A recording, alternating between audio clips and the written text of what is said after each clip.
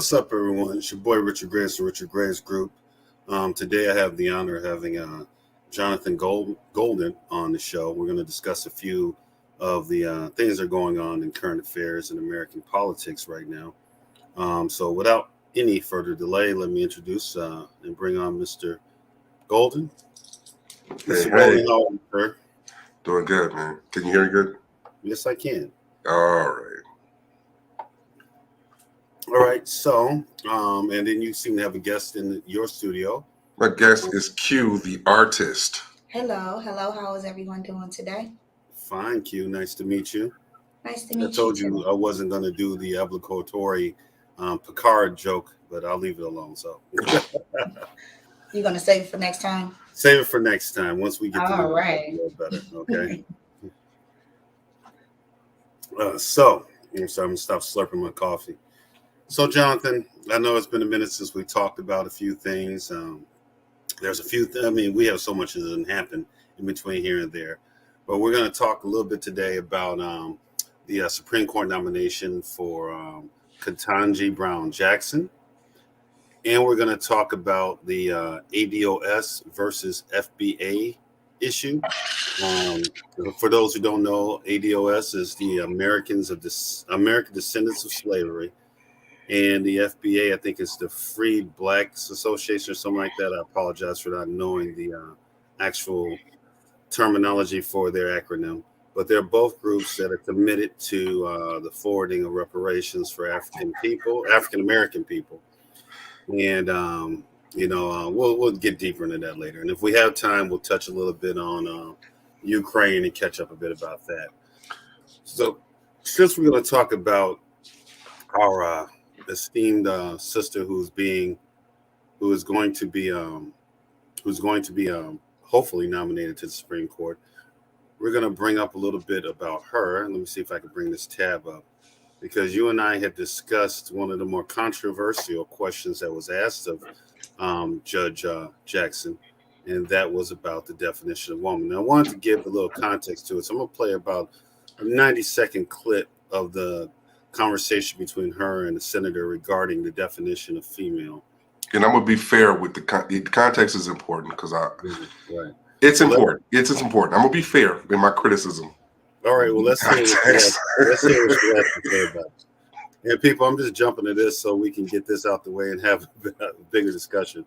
But I was curious because I admit I have not watched any of the Supreme Court hearings or the hearings for her being nominated Supreme Court Justice. And me and Jonathan talk a little bit more about that as we go along. There were some reasons why I decided not to watch it because of the political melodrama I knew would ensue and some other reasons. But we'll talk about that in a moment. Let's go ahead and get to this and see if I can bring this up properly.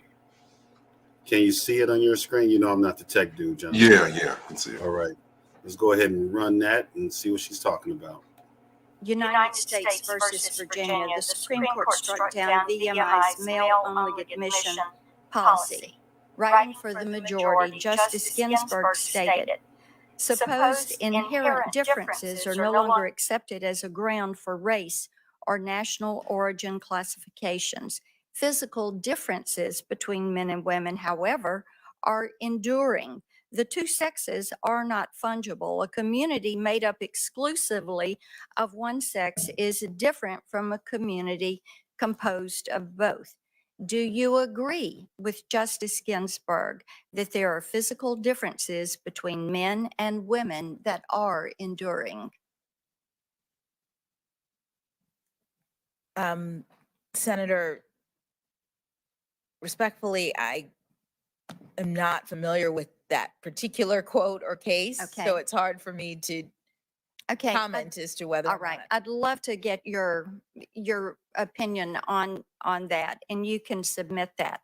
Do you interpret Justice Ginsburg's meaning of men and women as male and female?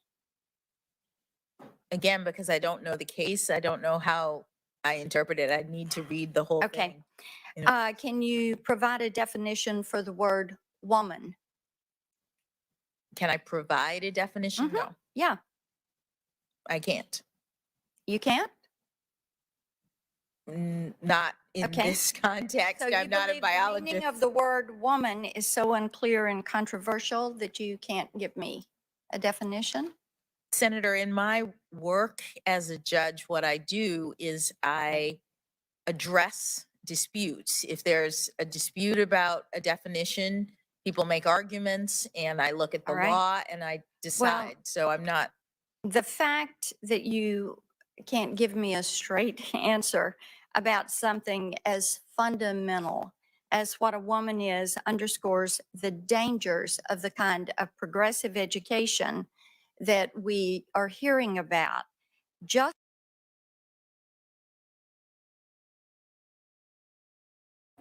Okay. Bitch, Okay. listen. Listen. Listen. Hey. If you got a good defense for that, I want to hear it. Okay. Arm is not the answer, ma'am. Yes, there are differences between men and women physically. End of the fucking story. Stop it. Stop that shit. Stop it. I'm sorry, Rich. Okay. I Well, went Magneto from the I understand. I'm sorry. Well, use Her Majesties. I'm trying I'm to be sorry, a brother. I'm kinder, sorry. gentler Richard Graves. But, I'm not surprised by her lack of answering the question. And here's why. As when there's a Republican in office, you're going to get a conservative candidate, and he's going to be about the litany of he's going to have a checklist of Republican or conservative sacred cows that he won't touch. Identity politics. Got it. And the same thing with the left. They're going to have a checklist of things that are part of the religion of the left. All right. And this is one of them. Now, to you and I, she's trying to hide behind it being some type of super legal definition thing. But let's be real. We know what the root of the question was. In the context of the whole discussion was about critical race theory. It was about a whole lot of the 1619 Project, all kinds of things, abortion, et cetera, et cetera. So she can't answer that question because if she answered it straight out as a liberal, I mean, she can't go against her religion. I mean, it's the religion of the left. Just like a person on the right, there's certain questions that they're going to duck and dodge because they know the answer is what it is, So I'm not defending what she's saying. I'm just saying I would expect it to be that way because of the political philosophy that she comes from, and this clearly shows what that philosophy is. So, but I would only expect Joe Biden to appoint someone who has that philosophy. I'm sure she's a pro-choice person. I wouldn't expect her not to be. She dodged those questions too, because as a judge, you're not supposed to have a political opinion. But I guess this points out the larger issue that all these judges have political opinions. All of them are political flunkies for their particular party. There's no objectivity to what they believe or what. It's selected by a politician. Yeah. But they're supposed to be non-political, which is ridiculous. Right. The best we can hope for with a judge is that they rule in some cases that they use some objective standard and not their own political biases. But this isn't new. I mean, we've had judicial activism has been part of the court since the court's inception. So I don't want anybody to get the impression that this is new. I think what's new right now is the level of division in the country, which is at a level as it was during the Civil War. We're at that point of division right now. But I expected her to answer like that. And I haven't watched any of this simply for this fact. I was upset when Joe Biden said, I'm nominating a black woman, period. To me, it kind of messed it up for her. It's sort of like you can be the most qualified person in the world, but the moment someone says, well, we got him because he's black, it just takes away from all your accomplishments and all of your qualifications. And I think that, unfortunately, the left was so giddy about their push for what they consider diversity and inclusion that, you put it out there. So no matter what this woman does, no matter what her record is now, you just nominated her because she's a black woman. And honestly, I feel she's completely qualified without question.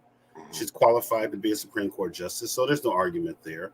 And this dog and pony show that they do about the confirmation, the right's not going to like her because she's on the left. the left is going to love her no matter what she does. So at the end of the day, it's just really an exercise of fertility. It means nothing, this confirmation process. She's going to get confirmed unless they find she has a truck full of kittens locked away in her back room and set them on fire. Other than something like that, she's going to get nominated. Exploding kittens is a game, Emer. Yes, but I'm just But Riggs, hold on, man. I got to slow you. No, so you handled that perfectly. You have a silver tongue, of course, but you do have that fiery tongue like I do. But Riggs, all that sounds well and good, brother. And you came with the polishedness and the eloquence and the nomenclature and all those things that made all of that sound palatable to the constituency of what we call Black people. That being said, just on the strength of Joe Biden said he wanted to have a Black woman, it does kind of cheapen it a little bit. However, we're going to take it, right? Let's be honest. We're going to take it. That being said, ma'am, when asked what a woman is, off the strength that you have been chosen because you are a woman, you need to answer that damn question. I'm sorry. I do not give her a pass on that. What that does is it cheapens women's rights and all the things that women have been fighting for, particularly Black women. Black women have dealt with racism and male sexism. They're the only demographic group, I'm not gonna say the only, but the one that we're talking about now that has dealt with both of those. Consistently. Yes. And so you get your black ass up there and you don't want to defend your womanness and your femininity by saying that a woman is an adult female. And because you're an adult female, what's her last name? Jackson. Honorable Judge Jackson because you're an adult female, that is why you were nominated. I am sorry. I'm sorry, Q. I'm fiery about this. Yeah, Q, you are a sister. Yes. What do you think about her answer? What do you think about that? It's complex. The first thing I analyzed was the fact that she would not answer shows that she knew that was a setup question. Let's be, like you said, you did speak very adequately, and I'm sure everyone understood what you were saying. I'm gonna put it in layman's terms for the ones that didn't catch it like this. Like she knew it was a setup question. Mm-hmm. She knew she couldn't answer that question politically, because if she did, like they said, you would have chose a side. She couldn't answer that question morally because it would have been like she was taking sides. Then they would have been saying, "Oh, are you speaking for Black women or all women?" It's not a black and white question. I mean, answer for that question. It's too many shades of gray in there, and definitely on a hot spot right there. That could have meant when she was speaking black and white, but her answer couldn't have been that clear. Whatever she said, they would have had something to say to go against her with. And she would have to explain why she said that, no matter what she had said. So she knew not to answer that question. If it was me, I wouldn't have answered either, because of course I can answer as a woman. We all know, obviously, that answer. That is a common sense question for a common sense answer. So the fact that you're asking me that, what do you want me to explain to you, sweetheart? That's a setup. And she's a Black woman. And of course, we both know Black women and white women are not the same genetically, maybe by chromosomes, but that's about it. That's all I got to say about it. No, so I actually agree with that. I agree with it. Mm-hmm. Politically, she doesn't want to go one side or the other. No, I get it. No, I know she's liberal. She doesn't want to show her hand one side because she's going to be a judge. However, so here's the problem with that. Mm-hmm. Being a woman and a man has nothing to do with politics. It's a scientific fact. There are 2,000 differences between men and women. There is no politics in what a gender is. It's a fact. So the question was cloaked in grandstanding. It was cloaked in a setup. However, the answer is clear. Right. See that? Yeah. It is. Oh, hey, as my paisan say, not for nothing. I'm saying this, God forbid, but I'm gonna say, obviously, we ain't as rich as Dave Chappelle, so we got to be very ginger with this question. Obviously, this is referring to the transgender community, all right, and what a transgender woman is in comparison to a biological woman, okay? And we also know that there's a question that will ultimately probably end up before the court, which is why she really couldn't give the question is going to be before the court at some point regarding transgender women competing with biological women in sports. And I think that, okay, so here's what you and I talked earlier. It's ultimately going to be a question that needs to be discussed, whether people want to act like it doesn't or not, or whatever the NCAA has done. For example, if the NBA decided there will be no more WNBA, that only women who can compete at the level of everybody in the NBA can compete, you would get some women who would be able to compete in the NBA without question. We have talked about Cheryl Miller. I believe she was good enough to compete in the NBA even during the time of Michael Jordan. All right. By the way, the greatest basketball player of all time. All time. So that being said, Rich is from Chicago. yeah. So, so that being said, we also agree that if that were to happen, that would limit the amount of women who are playing professional basketball. Yes. All right. So these are questions that are going to have to be asked. They're going to have to be answered. And I have a problem with those on the left acting as if it isn't a question, because the more you act like it isn't a question, you're pushing extremism on the right to really force the question in a way that may not be beneficial to transgender athletes.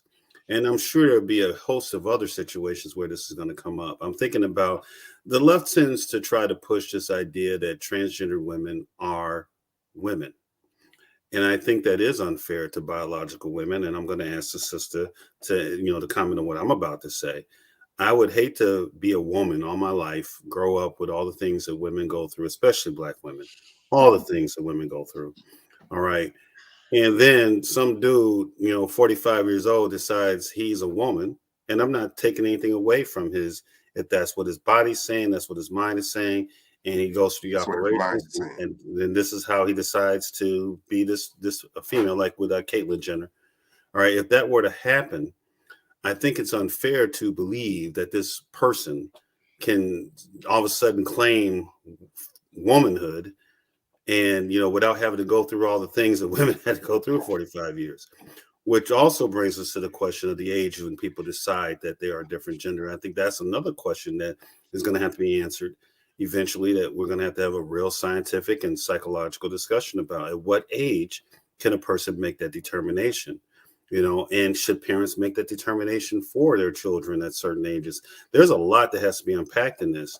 So because all this is ultimately going to be coming before the court, I understand why she didn't answer it straight out, because it was a trick question. It wasn't a trick question. You and I both know it's a straight up question, but in that political form, though, it's a trick question because there is no right answer she could give, even if it's the right answer that we know from physiological differences between male and female. That is not gonna, no way she answered that was gonna help her. So at what point in time do you stand up for principles and things that are right? So at some point in time, when it's time. Okay, and that's fair. That's fair. That was a catch-22 moment for her. I agree. She couldn't win or lose that one. That was a straight. And she lost with me. She lost with me. She lost. You probably lost with a lot Damn of it, people. a woman is a lost. I think she lost. I think she lost with some people and she won with some people. Yeah. But ultimately, I think she did the right thing in not answering the question, because it is something that is going to be coming before. I don't think she should answer any question definitively that we know is going to come before the Supreme Court at some point in time. That's a good point. Yeah, that is a good point. Yeah, however, but we're not talking about. We're talking about the difference between water and ice. But the transgender water you can drink. Ice is solid. That's not a matter of opinion. But what if there was a debate going on but if there was a debate between ice and water, and there was a debate that a group of people were saying one thing, another was saying another, and we knew that was going to be coming before the Supreme Court, you can ask her the difference between ice and water, and she'd still not be able to answer that question either. If she knew that eventually this is going to come before the Supreme Court, you can ask her the difference between night and day. If there was a discussion that was going to come before the Supreme Court about night, I hear what you're saying. You have to go, well, So that gets into. I'm sorry, I know you're going to transgender and talk to Q. Excuse me, but I do want to make this point. That brings the question: what should come before the Supreme Court? Are we going to question every fundamental fact of science now? Yes. Because somebody feels a certain way? Yeah. It's politics. I'm not Black anymore, I'm white. And damn it, I want the privileges of all white Well, people. we know that they wouldn't let Rachel Dolezal do that, which I find fascinating. Let's think about this. Poor thing, is Let's she, right? let's think about this. Race is clearly a sociological, social political construct. It doesn't exist. No, it doesn't. We're all the same race. None of us are Vulcans or Klingons or Saiyans or Yeah. Kryptonians. All of us are humans. We're one race. Yeah. All right. So the idea of race based on phenotypes is a fiction. It doesn't Yeah. exist. No. So that being said, if a person can say that because of what's going on in their mind or body, that they decided they are now a female or male, it should be equally go to pass. So the person should be able to determine, hey, I've been feeling this way. I'm black today, or I'm a white male today. But society won't let us do that because society needs for that dichotomy to exist at least a little longer. There's one time in history where society allowed that. That's called the $5 Indians. Oh, okay. It's one time that happened, but that's a whole other story. Okay. So my thing with black and white, though, I mean, you and I both know that I even had relatives in the past, or I should say ancestors, that were black that passed. And they have a whole bunch of white descendants I talked to that I met through Ancestry.com. So we know that race is a very, very sticky thing. But if you got people that can pass, that means it's not as clear as what you think it is. No, but on the other instance, so I do know what you're saying that. And I'm not a scientist by any means. I'm not a psychologist or a biologist. Or a biologist. Like she said, I'm not a biologist, but I'm not. I can't. Well, I am a social scientist, but I can't say. I don't. My thing is I know there's clearly a difference between male and female, biologically, physiologically. 2,000 differences. Right. Significant differences. I mean, for the most part, on average, there is a clear distinction between male and female, and gender lines up with that clear distinction. Now, are there some people that are, in the middle of that range for whatever reason we believe it is? Some people would posit it's a psychological reason solely. Some people would posit that it is a spiritual reason. Some people will think will posit as a physiological one. But in any case, the people exist, and I believe that transgender people should be treated fairly and equally like all their citizens, and they shouldn't be hunted down. And people shouldn't be trying to kill them. And if you're a guy that decides to get with a transgendered woman, don't act like you didn't know and try to kill the person afterwards. Just embrace who you are. Because they deal with a lot of stuff.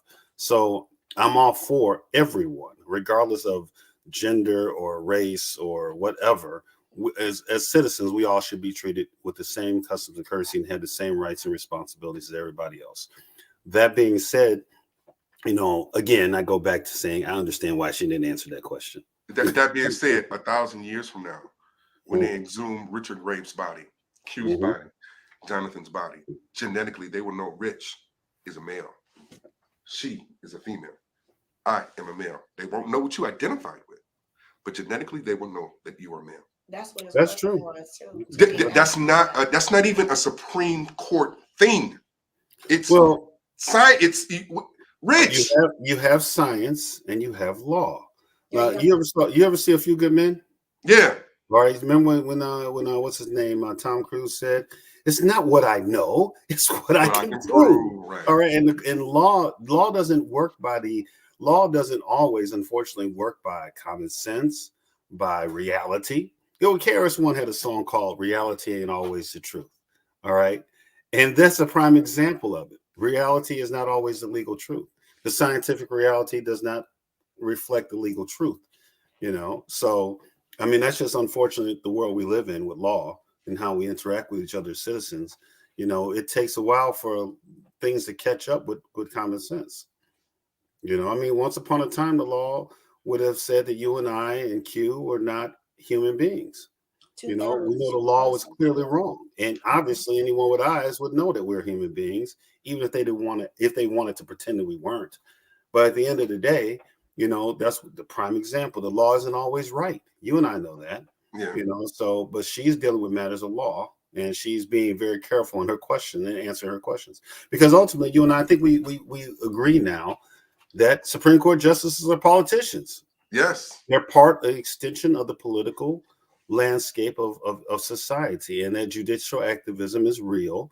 And that's why the left appoints who they appoint and the right appoints who they appoint. That's why the right now is hoping Clarence Thomas has a long, long life, because if anything happens, they're afraid that Biden's going to pick another one. So this is the reality we live in. But Hey, I digress. Richard, I got a question. I know you were Yes. trying to ask me a question about how would I feel as a woman knowing that a man grew up all his life up to 45 years old and then decide, oh yeah, I'm a woman. I just want to just make a small statement about it. It's just not fair. And then it's all politics.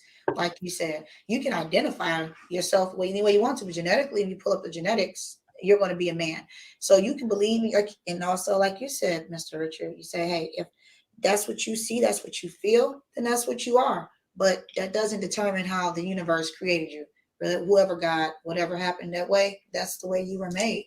And I don't think it's fair for you to think you can biologically just change your biological time clock and then go back and say, well, now I want to be a woman, or I want to stop time and say now I can be a woman. You can't just change your chromosomes. You can't just change that you can have a uterus, or you can't just turn around and say I want to experience a period now and have menstrual cramps. Lord have mercy. It's not the same.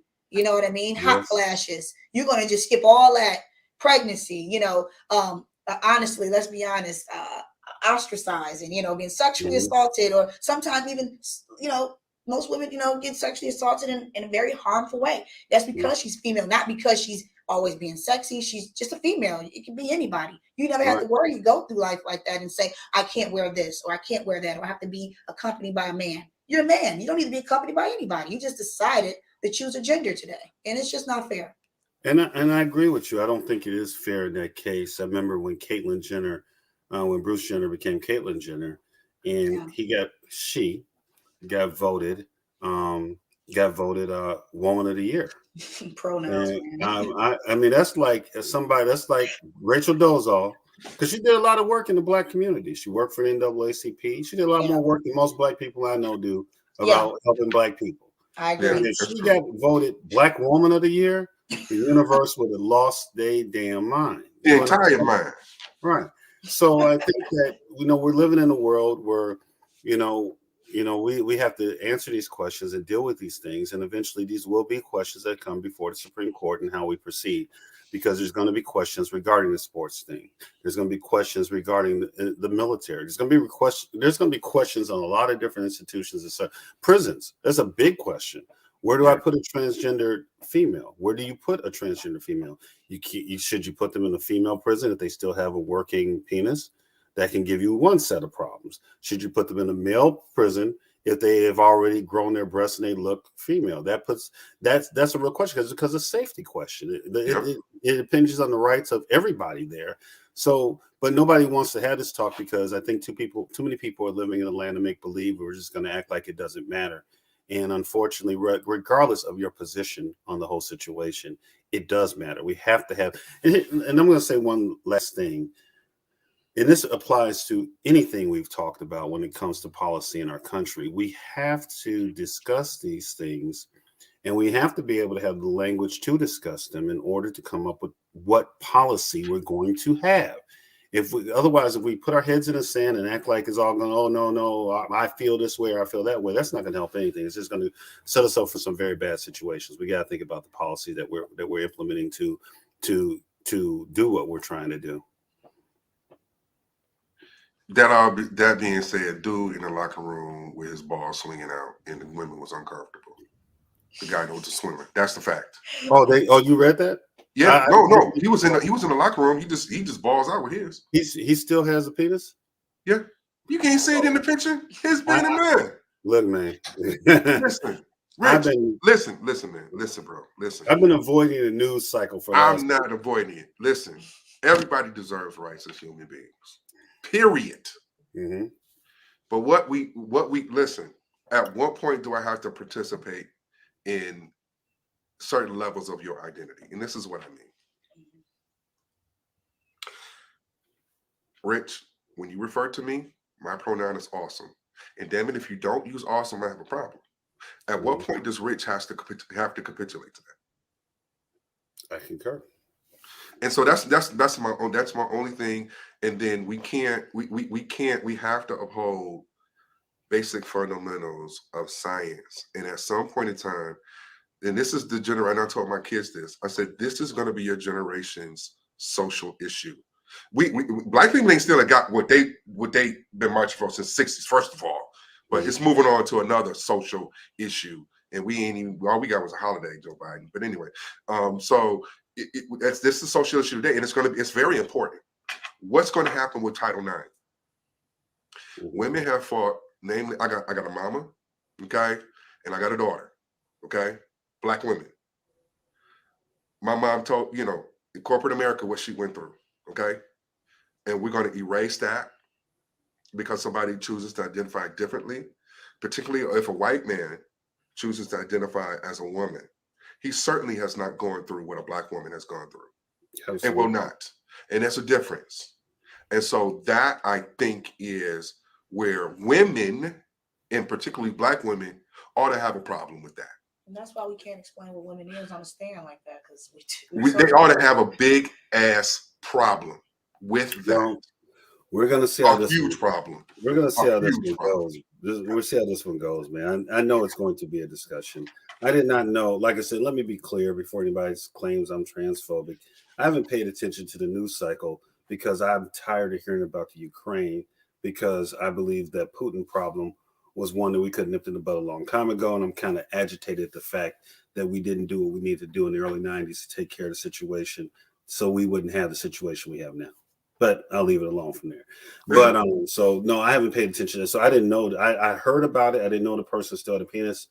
And that's my thing. I know that they were taking hormone suppressors. I read a little bit about that. But my thing is this. Hormone suppressors cannot change your height. Well, we have to really have a discussion about this, because does a woman have a right to be in a locker room without someone with working male genitalia? I mean, I think if I had a daughter that decided that she was a boy, would I feel comfortable with that, with my daughter going into a male locker room when she has a vagina? Hell no. Not that everybody is some sexual pervert is going to go and jump somebody. That's not what I'm saying, because I don't agree with the idea that all men are latent rapists waiting to rape somebody or something like that. Yeah. But I'm just saying these are questions that need to be asked. So the comfortability of the individuals involved, they have to deal with this. Again, you're just so nice with it, though, Rich. The question. Hey, listen, man. Listen. My daughter goes to the bathroom.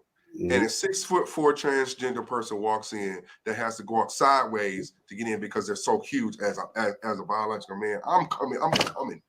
I didn't stop. I'm coming, bro. That's not happening.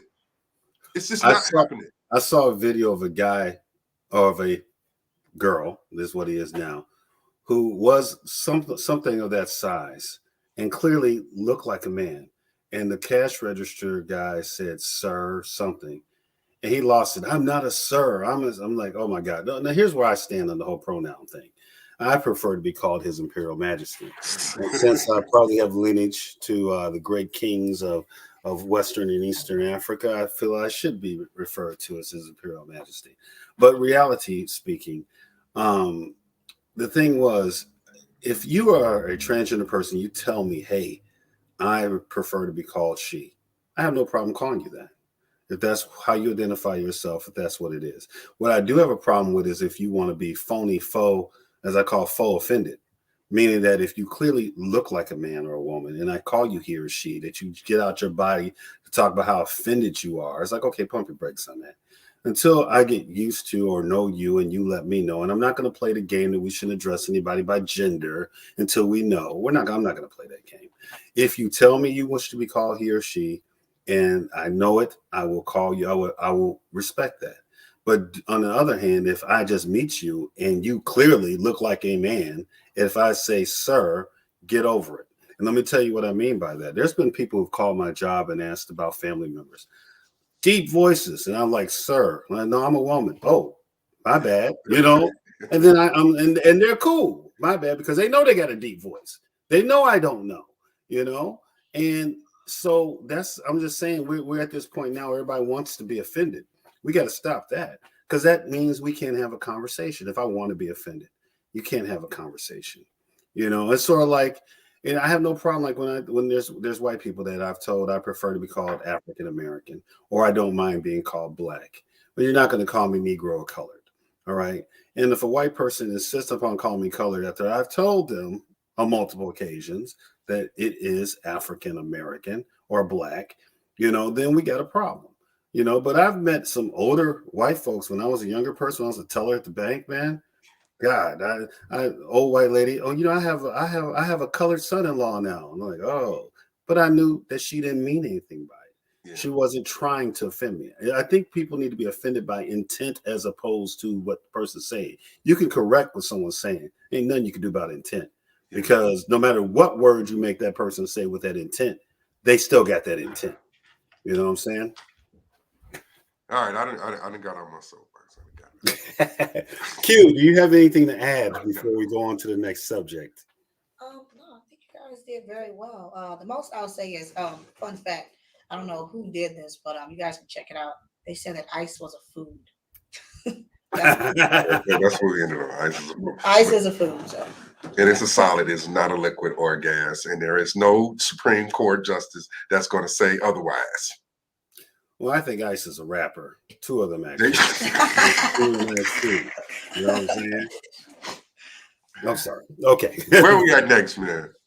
Next, let's talk about the American descendants of slavery, since all three of us are. I assume, Q, you're not Afro-Caribbean or African immigrant, are you? No, I'm actually Nigerian and Sierra Leone and Congolese. Okay. Your people from there, or you did the DNA test? My DNA origin, I found that out. Okay. Because I'm 40% Nigerian according to my DNA ancestry. Yeah, I'm 33%. I haven't done mine yet. There we go. I've got some homework to do. That's true, but I've traced my roots on both sides to Native Americans. I have 0.1% Native American. Is that crazy, guys? I have a little Native American, and it's from South and Central America, because I found out I have some Mexican ancestry that I didn't know about when I did a little test. It's fun to do the ancestry test because people start popping up and you start seeing all these people of different ethnicities. And here's what's funny. My sister did the DNA test on ancestry.com, and we have a sister in Vietnam. I'm gonna leave it right there. Oh, did your father serve? Yes. Okay, well, that's to be expected. Yeah. All right. Hopefully, you guys get to meet that person and then bond and all that. I was gonna say Jonathan is probably gonna come up like 45% German, wow, 10% Norwegian. But seriously speaking, with the African American thing, I know like with Native American, there's a lot of our people, as I'm sure you have all heard, who like bragging about how much Indian they have in them, when statistically it really ain't that. If your grandma had the good hair, it's probably because she had a European ancestor. The good hair, not my definition of good hair, the definition of good hair that people use when they want to say that they got Indian in them. I like that you did that. Yeah, I get tired of I got Indian in me. I almost lose it every time I hear that. I'm gonna save that. I'm gonna be good. I second that. No, me too. I don't like that. I don't like the fact that people want to claim something that you really don't know. You don't really know your history because they didn't let you learn your history. So what you really know? If you really know that, if you really know that you have an ancestry from one of the Indian nations or First Nations here, that's great. Embrace all your history. Yeah. I encourage people to embrace all their history, all their culture. I know I'm 40% Nigerian. I mean, I'm a Black person. So most of my ancestry is coming from West Africa and South Africa. Yeah. And I want to learn about my ancestry in Nigeria and Cameroon and Democratic Republic of Congo and South Africa, and Senegal and all those places. Mm-hmm. And I also, found that I have ancestry from Norway and from Denmark and from Scotland. And I'd like to know about that too. Do you identify as white? What's that, sir? Do you identify as white, sir? I don't know, but if it can get my credit score up, exactly. I identify for white with that house loan is spending. I'm eating a mayonnaise sandwich and happy. With pimento cheese, spread it on there, huh? More definitely. But You know, I think that it's important to understand your cultures, so the cultures of the world that you come from. But we in the United States, which brings us back to the ADOS movement. Like Q-Tip and Fife and them say, we are a tribe called Quest.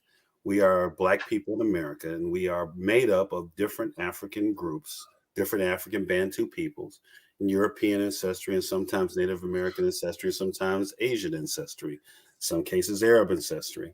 But we as Black people, being Black has never meant being 100% Western Bantu.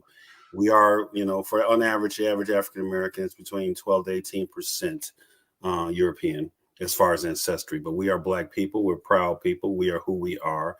We are the descendants of the slaves that were brought here, who, with their strength, survived that we can be here and have this conversation. That's You right. know, and real quick, I'm gonna touch on a phrase that really irritates me for anyone watching. When I hear some people talking about we are not our ancestors, when they're talking about resisting or social justice or whatever, no, you're not. You're punks compared to our ancestors. Our ancestors put it down. They went through it for real. Our ancestors literally were taken out of slavery. The ones who knew, because the ones in Texas didn't know to Juneteenth, but the ones who knew, all right, they got out of slavery. They started building cities. They started building schools. That's right. They didn't ask. They were actually due the 48. We were actually thriving during that Banks. time. When we thrived during the Reconstruction era, and our ancestors put it down. And then when it got tore down and burnt up by the KKK, and during the beginning of the 1900s, we built it again.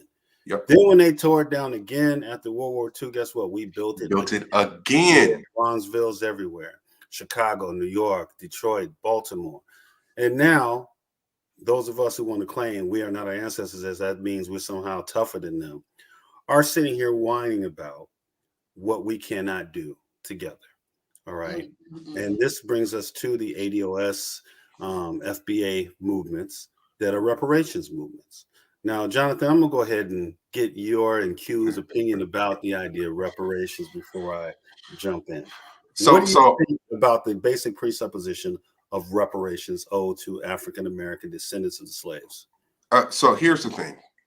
If we're talking about what's decent and fair, the United States and other countries have paid reparations to other ethnicities or other groups that have been wronged. That is a fact, except for one, and that's African Americans. And somebody says, well, slavery's over with. You don't have to have reparations for slavery. My mother is still alive, and she remembers having to go.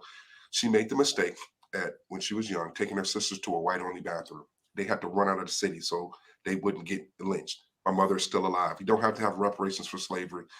Jim Crow, the South, all of those, all the discriminatory laws, there are still people alive. So we don't have to go back to slavery for reparations. We don't have to. We can start right this generation that is still alive, the baby boomer generation that went through a lot of things. Now, you got people who have fought in wars who didn't have a right to vote. Mm-hmm. Those people are still alive. So we don't have to go back. That being said, it would be only fair because reparations or monies or land was given. It was already promised.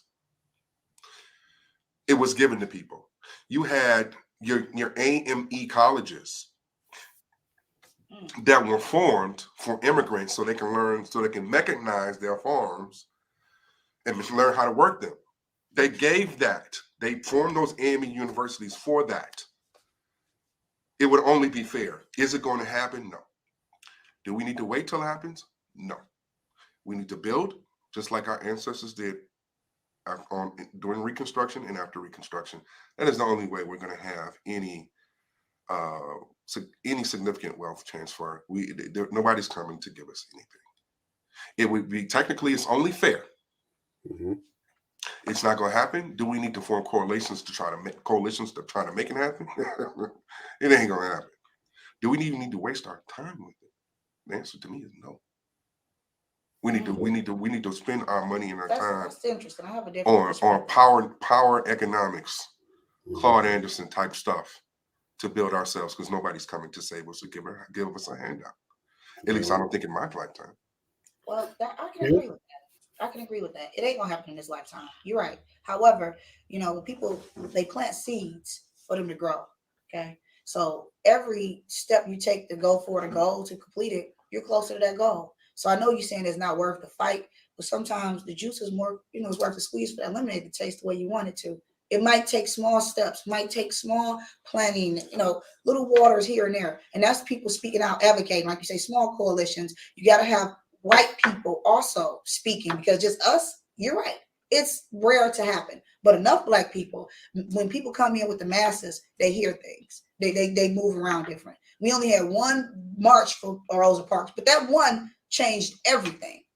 You get what I'm trying to say? So you're right. It might not be worth it. As far as reparations go, I will say this much. I don't see us getting much if we do. But I've also literally witnessed a woman that was mostly Caucasian, had a little African American in her. I don't know if you've seen that in California. She got reparations for saying her family was part of the slavery. And I thought it was absolutely ridiculous. It was all over the news. But I haven't heard any black people got any reparations. So I think some people will get it, but you're going to have to fight really hard. You got to know the law. You're going to have the time to write. You got to have money and invest time to take off of work to try to fight for this. Like, it's not going to be an easy thing. But I think eventually they'll roll up some small pennies eventually. You might get some land one day. I'm not going to say no. You never know. And you can't say we don't have the money, because we do. Because guess what just happened during the pandemic? They was slanging money around like it was a monopoly. So I don't want to hear that we ain't got no money. But I still don't think it's going to happen. I really don't. Stimulus money. They got to it was though. But anyway, and I'm gonna say this the last thing. There is, oh man, I forgot the thought. No, I know it's reparations. I get it, reparations. I mean, I don't forget. Anyway, all right. Well, when it comes back to you, can interrupt me and put it in. I'm going to say this. First, I appreciate the way that you guys were able to discuss that. All right. You have a one opinion. She was able to understand your opinion and even agree with some of it, most of it, but she also had her own opinion. And we were able to have that discussion without anybody being called a coon, an Uncle Tom, sellout, and this is why I'm not really actually caring about ADOS and FBA from what I've gathered from my conversations with them. And this is all me, you guys. This is not Jonathan or Q. This is all me. Intellectually fraudulent, academically lazy people who don't see the big picture. But I say that about a lot of groups of people, so they shouldn't feel singled out. I am somewhat of an aristocratic elitist when it comes to people being thinking. I prefer people to be thinking people, not to be robotic. Now, I can't say if that's for the whole movement. I haven't talked to all of them, but the ones I have talked to tend to be true believers and fanatics, and that never works well because it can't have a conversation. I've seen them tear down every black person who doesn't agree exactly with them. Even blacks who agree with reparations, if they don't agree exactly with their platform, they get torn down. I've seen them tear down people like Roland Martin, and not regardless of how you feel about Roland Martin or Jamil Hill or Stephen A. Smith or Talib Kweli or Derek Hamilton, all these different black people. I've seen them just tear them down because they're not riding with that. We gotta get our check today. It's like, and they sound so desperate and thirsty to me when I hear them saying that. I'm like, man, pump your brakes, guys. It's like this. If we get it, do I think morally, do we deserve it? Absolutely. Politically, is it an attainable goal? I don't think so. However, I don't have a problem with what Q said, that it may not be attainable now, but maybe it's something we should still work towards. I don't have a problem with that. As long as we're working towards the stuff we can have control over right now, like Jonathan said, in our respective communities where we're concentrated together, we should be able to work together towards things, to have banks, to have stores, to create jobs for our own people in our own neighborhoods. And many communities do it. Polish community in Chicago does it. The Latino communities across the country do it. Asian communities do it. So I don't see why anyone would be opposed to us doing that. And we have done it before. All right, we did it when the Ku Klux Klan had free reign over stuff, and white folks was able to collectively burn it down like they did in Oklahoma and Tulsa. Mm-hmm. Now that we actually have a means of rule of law to defend us from that, and most of us have guns, and if we don't, we know the homies who got guns. We can handle the business if it came down to it. I mean, damn, in Chicago, between the BDs, GDs, and Vice Lords and Stones, we should have enough guns to protect the hood if they actually use their powers towards actually doing something positive. But that's a different discussion. if that's the growth and development that the GDs say they're for, maybe they might, help the brothers out if we actually have to defend ourselves. But that being said, I think that my problem with those two movements is a problem that I have with a lot of extremist Black movements, what I call the hotepery, where you have like the Black Hebrew Israelites in Chicago or certain Muslim groups, where if you don't agree 100% with them, then you're not Black, or you're a sellout, or we should be able to have these discussions between Black conservatives, Black liberals, Black atheists, Black Christians, old Black people, young Black people, light-skinned Black people, dark-skinned Black people, all right, women, Black men. We should realize we're all in this together, and we need to be able to have a conversation about things without resorting to, if you don't agree with me, then you're not really Black. That to me is probably one of the most dangerous things I see coming from this movement. I mean, they're opposed to Pan-Africanism. They get into it with them all the time.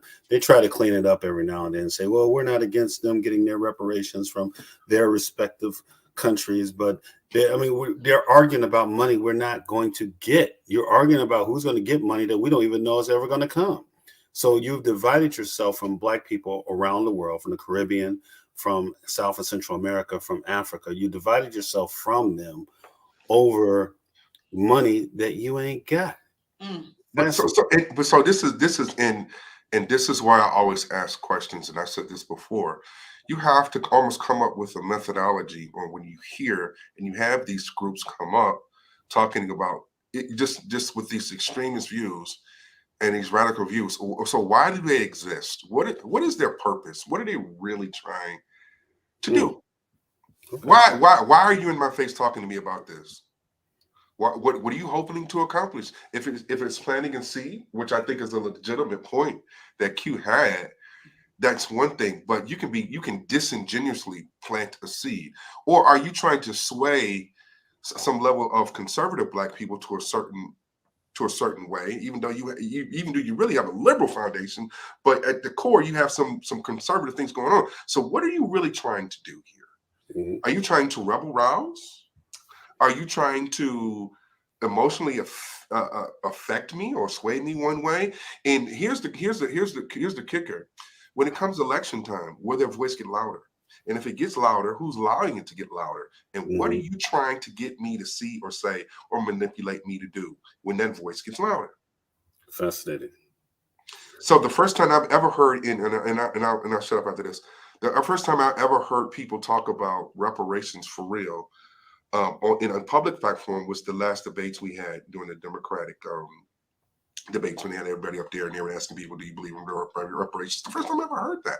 Mm-hmm. And most of the people said, yeah, I believe in reparations. I'm like, you just saying it to get my vote, because there's really no plan for that. That's Facebook, what I call social media Facebook talk to make people feel good. So that's the first time I ever heard this. So I think planting a seed is legitimate. Mm-hmm. But it has to be planted on good soil. Yeah, I just want to piggyback one thing, and I'll shut up too. At the end of the day, what we should be fighting for is equality. The materialistic thing, the money, the land, that's going to come and go. But what's going to last is that power, that black and white that's written down, that we don't have no control over. We can change that, what's written about equality, how we're treated as equal. That's way more important. That's a bigger fight for me. Reparations, getting some money or getting some land, that's one thing. That's great. You can't give that down to your kids. But that power lasts for centuries and centuries and centuries. What's taught and how to treat humans and how they convert and how people believe and what they believe, that lasts, as we see, has lasted for centuries and centuries and centuries. Racism has taken over and infected every human for centuries and centuries and centuries. Reparations is not going to fix the problem. No. Equality is only going to fix the problem, and it only can come when you have black and white and other people come together and speak. It can't just be all black. Yeah, that's what I'll say. Right, you get reparations now. It's going to be like Tron on Dave Chappelle show. It's going to be a whole truckload of Newports, and we can't have that right now. Right, buying Jordans, Gucci. No, having Airbnbs. Right. I remember what I was going to say. Unfortunately, the power structure, and I'm going to be delicate now and say that, only respects two things. We take that money away or violence. The Civil Rights March was profitable. That wasn't a regular protest. It started out with the Montgomery bus boycotts that affected the economics, and they had to listen. That's why Martin Luther King was powerful, because he could go places and start affecting economics if you acted wrong. He had people behind him to affect money. Yes, he did. It was just because you mad during the pandemic, George Floyd, and you want to go out and march and spread the damn virus again. Yeah, I said it. I don't care. It meant nothing. You was just mad. You didn't affect no economics, and you weren't violent. I'm sorry. It's historical fact. Either you're going to affect their money, or it's going to be violence. Because how did the Civil War start? Violence. An act of violence. You're correct. I will say this about the civil rights movement. I believe that what Dr. King and all of them did, all of our forefathers there, who a lot of people disrespect these days, which bothers me, because again, are we completely equal? No. Are we a lot better off than we were in the 60s? Absolutely. And if we can't see that, then that is also a problem. But with Dr. King, I believe that 3 things helped push that along. One, Dr. King's approach to it. You're right. There was an effect on finance when they decided to boycott things, and boycott them for real, not just hashtag. Right. Hashtag. We're talking about real stuff and real sacrifices being made. The people who were boycotting those buses had to walk to where they were going. There's real sacrifice being made. Mm-hmm. Also, I think the presence of Malcolm X and the Nation of Islam and the Black Panthers, etc., I think that had a definitive effect, because it showed people what the violent option alternative was. Mm-hmm. So people were like, okay, we can either go with this or we're going to go with that. That's the black sheep. You get with this or you can get with that. Right. It's going to be one or the other. Something's going to happen, because, 100 years after the Civil War, we were about done, so someone's going to give. The other thing, obviously, was international pressure in the United States. We're in the Cold War with the Soviet Union. And when you have Nikita Khrushchev and people in the Politburo going to the United Nations, and the United States is claiming that it's this bastion of human rights, and they can clearly point to in Soviet terms, what about these Black Americans, comrade? Then that looks real bad. You got to do something, because you can't claim to be the bastion of human rights and have the Soviet Union point out how inconsistent and hypocritical you are what you're saying, because how you treat Black people. So those things, I think, help push us along in the civil rights movement to where we are. In regard to our equality, of course, it's not all fair and equal. We know that. We know there's still systems and institutions that were rooted on the white supremacist foundations of this country that still affect us, regardless of what Thomas Sowell, or Candace Owens, whoever has to say. This is real. This is true. I know that I'm 51-year-old Black man. If I commit the same crime as a 51-year-old white man with the same no criminal record that I have, we both go to court, statistically, I'm going to get more time than him. Mm-hmm. During a few years back, during our financial crisis, I could have a 750 credit score, go to the bank. A white person could have a 750 credit score. If I was coming from a certain neighborhood with that 750, I was going to get a higher rate, get pushed into a higher loan. There are many lawsuits on records that was settled by Chase Bank, by Wells Fargo, by Bank of America, because they're doing exactly that. Those are systemic and institutional things that still need to change. However, if we were to, in our individual, a national black economy, would be somewhat difficult. But if we had a Black economy in Chicago, and one in Baltimore, and one in New York, and one in Atlanta, and one in Cleveland, and one in Pittsburgh, and wherever we are concentrated at, and we network amongst each other, we could build a lot, like a bank or a couple of banks where we loan ourselves our money. Where we make the rates, and where we make the conditions for a loan. There's a lot we could do. And that's what irritates me about the ADOS movement and FBA movement. Another thing that irritates me about them is the fact that when you bring up these type of things, it's like, oh, well, we can't do nothing until we get reparations. Like, no, you can wait for it. Right. I'm not going to wait. We don't wait for someone to give us something in order for us to start moving forward. Them slaves, when they got them, they didn't wait for their 40 acres and a mule. They didn't get it. Right. And they started building, and they started running for office and getting land. The people down in Tulsa, when they built that, they didn't wait for reparations. They did it. Right. And not only that, I just add that there was a time in this country where that Black people owned more banks than whites. I didn't know that. Yeah. And that was during that time. Mm-hmm. I did not know that. The black stock market. From the money from sharecropping. I did not know that. Mm-hmm. We didn't need no reparations to get it in. We had work ethic. We did a lot. We did a lot. And unfortunately, we have people that poo-poo our ancestors and what they did and who minimize it. Black people, so-called woke black people.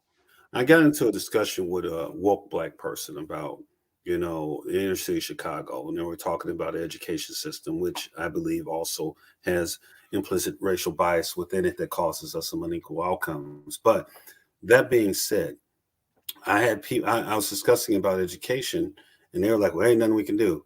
I said, I'm not buying that. The slaves were stealing pages of Bibles to teach their children how to read. All right. We're walking around with a literal computer in our hand where we can access the last 10,000 years worth of human information, find anything we really want to know. Mm-hmm. Now, if we're choosing to look and see what Kanye and DL are arguing about, or how many kids, what's Beyonce wearing at the new show, as opposed to actually using it for knowledge, that's our own fault. And that's what it comes in. The last thing I'm going to say about this, it comes down to the onus of us. What are we going to do about it? What are you going to do about it? I understand there are systems and institutions that are that are what they are, but the only thing we have to control is ourselves. We have to take onus for our choices and make better choices and learn from the mistakes of other people and the things other people did right, and actually be able to listen to our elders. People are older than us. Listen to what they went through and learn something. I do find problematic this attitude amongst some of the young generation. And I saw this with the Black Lives Matter movement when they didn't want any input from anyone in the civil rights movement, about how to organize and what to do. This is our movement. We're going to do it. We're not our ancestors. That's when I started hearing it. I'm like, okay, hold on. There are some things you can learn that you can use for what you're doing to be more successful. Build on something. Don't recreate the wheel. Build on something. And if you have something new to bring, I believe that the youth has a lot to bring to the table. That's how human society works. The youth build on the foundation of the elders.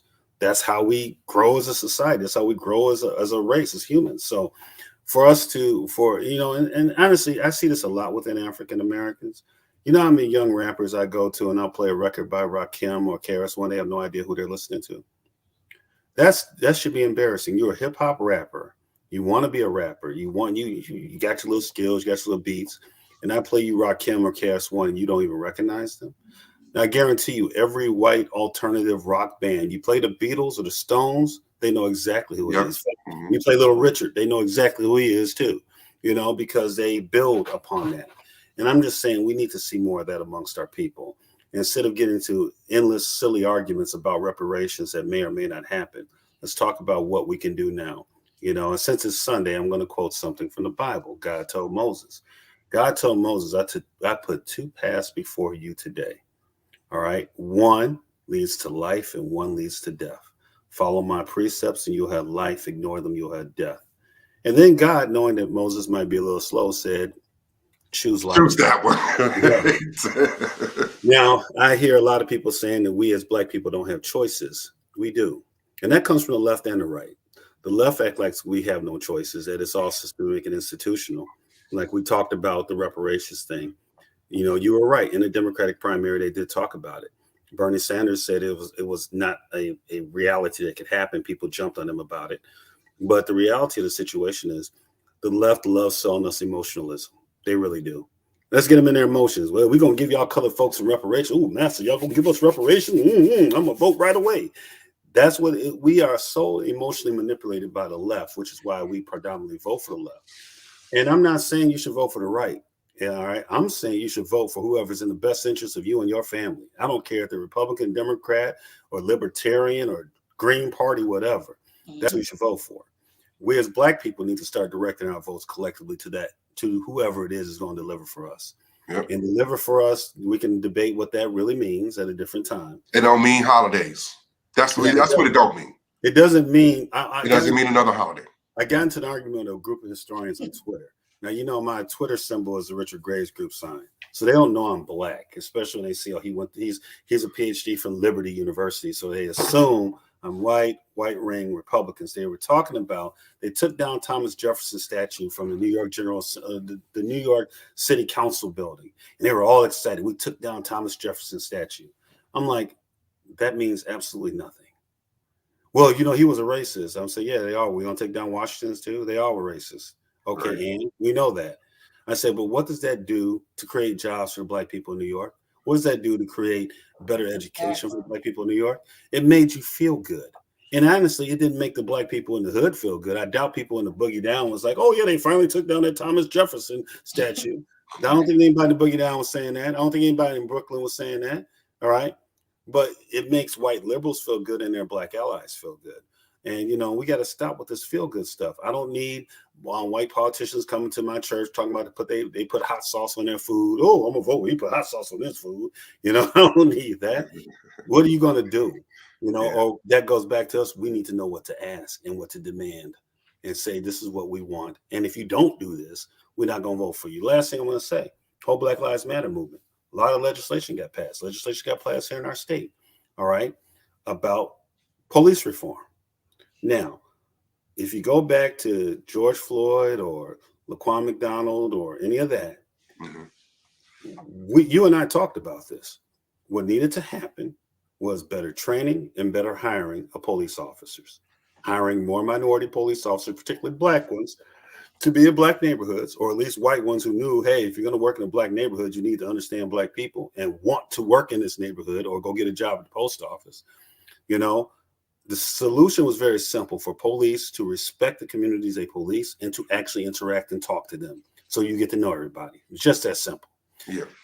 We got a whole bunch of legislation about everything else but that. Everything else but that. Nothing of that. None of that legislation helps the hood. None of it. We're going to defund the police. We're going to take away their armored vehicles. How is that helping the hood? The police ain't rolling through the hood in armored vehicles. I ain't seen that. When I was on South Side Chicago, West Side Chicago, I didn't see police rolling through in armored vehicles. All right. I saw regular police officers, being racially biased towards Black people.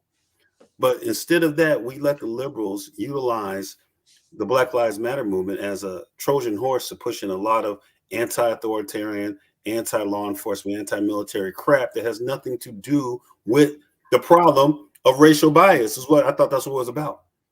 So we got to stop allowing people to use us to push their agendas and still ignore ours and give us nothing but empty rhetoric, and some statues got took down, and we gave us another holiday for Juneteenth, and we're supposed to be, oh, that's great, we's happy now, so thank you, boss. No. All right. How is that affecting? That's not affecting Black people in the South Side of Chicago trying to get to the jobs that have been moved out to the suburbs. That ain't helping them. But let me quit. Q, you had a question. I got one question though. Do you think that is it truly about just hiring African Americans in the community, or do you think it's about real reform and changing the whole culture of the police itself? Let me start by the answer. Let me answer that. I'm going to say, so there needs to be accountability. There needs to be incentives and accountability. We get rated. Everybody gets a rating. When you have customer service, there's a rating system. There's feedback. And you can file a complaint against the police officer. Well, how many people know how to do that? How many people even understand that? There needs to be a rating system. Not only that, instead of for the citizens paying for lawsuits, how about we tax that ass on that pension? Excuse me. But we need to incentivize too. Dick Gregory said something. He said, hey, put the kids through college. Do you hate me more than your kid going to college to make this mistake? To you don't know the difference between a taser and your pistol? Do you hate me that much? Are you willing to risk that? So you need to accountability and incentivize too. Right. Listen, I think police, listen, something go down, I'm calling the boys. Okay, let's stop this bullshit. Excuse me. There's something going down, everybody's calling 911. So the police can't be all that bad. First of all, let's stop this bullshit. Something go down, that's who we're calling, and we're gonna want them to come. We're gonna expect their ass to come and show up, guns blazing, if I'm in trouble. That's what we want from the police, and that's what we all expect. And if you don't, you're a lying piece. Excuse me, you're lying. You're lying. You're lying. You ain't a nickel worth of dog meat. You're lying. Now that being said, accountability and incentivize them. Pay these people. Pay these men and women. Pay them. Come on, man. Pay these people. So you think That's paying them more will make them do their No, job, or is it a psychological mindset that you think needs to be? what it's accountability and incentive. Because- Well, sis, I'm gonna say this. I know that a lot of people believe, for the most part, law enforcement are people that want to try to help people. Most people go into that job to help people. You know, they have a protector mindset. You know, I know that the common narrative now is most people become law enforcement because they were bullied in high school and they want to get revenge on people. You have people who do that, but for the most part, most of the officers I come across actually want to help people. That being said, I think Jonathan is absolutely correct on his aspect of things. And I think you're correct also, sis, in the fact that in who we hire. If you hire people, you have to tell them that, hey, this is the job that you are going to do. You are to serve and protect the community that you're going to work for. If you don't feel you're up to that, as Denzel said in the movie, this type of thing shakes you up being in the hood, then you need to go get that job at the post office out in the burbs. Yeah. For example, with the city of Chicago, I'm going to use this example. City of Chicago does hiring and they do job fairs and they have people apply. You have people apply from out in the north suburbs of Chicago, predominantly white people. Those areas, if you don't know, aren't heavily black. So a lot of these people don't have interactions with black people on a daily basis. So you hire one of these people and you throw them in Inglewood in the hood and you expect them to be able to just operate in that environment, not knowing black people. And not that we're aliens, we're just culturally, there's some differences, some things you need to know before you go to the hood. All right. And also the first step, the hiring process. Everybody puts in an application. Black people on the south and west side, and and white people put in these applications. There's questions before you even get to interviewing. Do you know or are you related to anyone who's been in a gang? Now, for a lot of us, yeah, I'm from the suburbs. I got to say, yeah, I do. You know, white person could probably say, no, I don't. So that's automatically changing our points. The next question, have you ever been arrested? Not convicted, arrested. My answer to my question is yes. I've been with groups of people got arrested and they realized I didn't do nothing, let me go. But the question is not if you got convicted. The question is if you got arrested. Okay. So we're already here. All right. So what needs to happen is how the hiring is happening and then what people are expected to do. That changes the culture. What is your job? Your job is not to be an occupying force in Inglewood or Compton or South Central Los Angeles or Brooklyn or the Boogie Down. Your job is to serve and protect those communities, which the majority of the people in those communities, even in the hood, the majority of the people in the community are just trying to work and go to work and pay their bills and take care of their kids. Yeah. I think that I had a conversation with a group of law enforcement officers. I said, if I went to work for Chicago Police Department, and I worked in Chinatown. That was going to be my first assignment, Chinatown. I said, would you expect me to learn a little Chinese? Absolutely. They all agreed. Would you expect me to walk around Chinatown and introduce myself to the store owners, to the teachers, to the pastors and everybody in the community and to the kids and say who I am? Absolutely. Would you expect me to sometimes go visit one of their churches or schools and introduce myself and let everybody know I'm here to help you? Help me help you with this community. These are things I need to know. There's things you need to tell me. Absolutely. I said, so why would you think that you living out in the suburbs, Schaumburg, Illinois, population 2% black, and those 2% you ain't never really talked to, and you just get dropped off in Inglewood or Austin or Roseland, and you supposed to be able to function without actually getting to know the people in the hood. The LA police had a problem back in the 90s, as you know, with the Rodney King thing. Yeah. They went on a nationwide hiring. And Chicago police, some of their recruiters told me that they couldn't find enough qualified black applicants. And I said, that's funny, because when LA was looking for black officers who were from areas who knew how to deal with people from the hood, they came to Chicago. They came to New York. They came all over the place. I know about 10 guys, 10 people, a couple of ladies who got hired from Chicago during that time when I was paying attention that work in the LA Police Department. All right. And they wanted to get people who knew what they were dealing with. Now, I'm not from South Central Los Angeles, right? But if I go to South Central Los Angeles, I've been to West Side Chicago. We all know what hood look like. We know when we're there. It's like, oh, Right. this is the hood. You know, when you see all that great pop, ain't no root beer, it's the hood. All right. So when you recognize you, but I know how to read a situation differently in a neighborhood like that than a person who's never been in a neighborhood like that. We got two black men arguing. They could be talking about the game. It's not a real argument. No. You know, we get boisterous like that. Right. If I don't know those basic things, social cues, you know, you got to know something if you want to work. So my thing is, if you want the job pays well. If you want the job, you got to want what comes with it. You got to want to serve the community you're serving. And if you don't want to, bye. That's it. All right. Because, you know, you hear all the cops when stuff and people protest, well, we're just going to quit doing our job. Like, bye. There's a whole lot of people that want your job. You got good benefits and a pension. That's a few people I know that want your job. So the thing is, hire people who want to actually do the job, who actually want to help people. Mm-hmm. Yeah. And you eliminate a lot of that. Of course, in the training, obviously, you need to train people to understand dealing with different cultures, different people, different genders, whatever. All that I'm all for, whatever you want to do. But at the end of the day, you got to start with the hiring process of who you're actually hiring and let them know what they're actually supposed to do. Yeah. Oh. Hey, Rich, man, we gotta keep it moving, man. I see.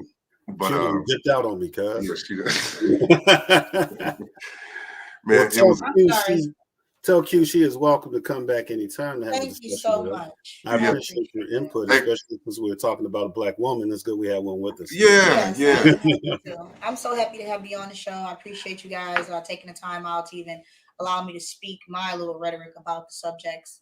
And I think they're very vital subjects to be speaking on for the black community and other communities, Latino communities. They all need to hear. And women. And women. Of course, women. But we can't say what a man and a woman is today. We're going to say people. We're going to say two people. Don't start me back up again. I'm an old engine that dies slowly. I respect both of you guys' opinion. I must say that. I think you are two strong black men that we need to hear. I love what you guys are doing, and I'm just happy to be a part of it. And I love to be back on the show. Hey, you're welcome anytime. I need this video, Rich. I need this whole video, bro. Well, I'm going to send you a we send it file. We'll send the whole thing over to you. Sweet. Okay. So that being said, thanks again, Jonathan. Is there any announcements, anything you got coming up you want people to know about before you get off? Q, even though he's in Chicago, there's people live watching. What you got going on tonight? Well, hello, Chicago. This is Q from Detroit. My artist name is LM Kaz, and tonight I will be featured at a art show at this restaurant called Indo Ramen. It's in Royal Oak, Michigan. It's a little outside Detroit in the suburb area. Just showing art. I'm a painter. I'm an artist, and I also have a show where I interview people all over Detroit and whenever I can. The name of the show is called Let's Create Art with LM Kaz. You can check it out on YouTube. You can check me out on Instagram and Facebook. I'm here for bookings. I do hosting, and I love my black folk. So it's what up, Chicago. There it is. All right, well then that's it. I won't keep everybody, you know. See, Jonathan, I was good. That didn't represent the West Coast. But you did this in your own way. You didn't have to say it was in direct. No, Rich can go like I go. Oh, he yeah. just. I'm being a kind. He's been kind. You know, I ain't gonna represent. All right. Well, so anyway, you guys all have a nice day. Thanks again. Thanks everybody for watching. Please like and subscribe. And like I said, Jonathan, we'll talk. You know, we'll do something a little later because we didn't get to talk about Ukraine. We do need to talk about that. Oh yeah, we all do. Right. All right. So everybody, peace, and I'll see you all soon. All right.